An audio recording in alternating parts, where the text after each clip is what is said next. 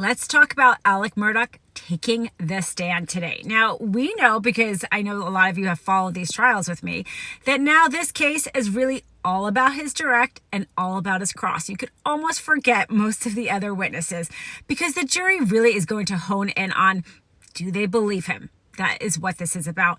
The cross, I don't think, was quite strong enough yet. We'll see what they come with tomorrow.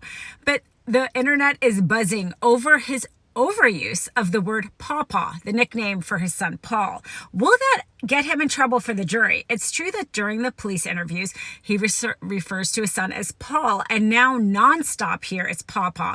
I mean, obviously it's strategic. He's a lawyer. He knows what he needs to say to get his point across. And so it perhaps come across as inauthentic to use the nickname every single time. Does he sound too rehearsed? I think that's a real possibility. Let's talk, though, about his clothes. It was interesting. It was revealed during his testimony that the police never requested the clothes that he was wearing during that video about the tree. And we now know that if he murdered his wife and son, those clothes would have been the one with the blood on them. The fact that they never asked for them means that they can't really say that he threw them away, right? Because it's possible they're just someplace in the house. And this goes to, I think, if the prosecution loses this case, it is really going to be because the police bungled the investigation. Things like that. Not thoroughly investigating his home to see whether or not there was blood or whether or not there was cleaning solutions, not searching his mother's house for months later, not requesting the clothes from that video. Those kind of holes in evidence is exactly where reasonable doubt lies.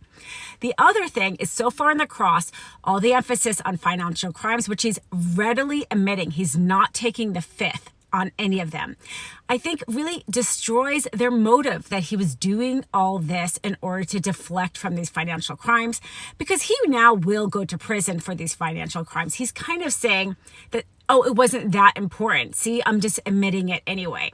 I mean, he may very well have killed his wife and son, but I think that now that motive, he's really deflated by so readily admitting them, accepting responsibility, because we now know those statements will be used against him and he'll be convicted of those and later and may serve a life prison sentence just based on those alone. But we'll see what happens in cross tomorrow. Again, that is where the prosecution is going to win or lose their case.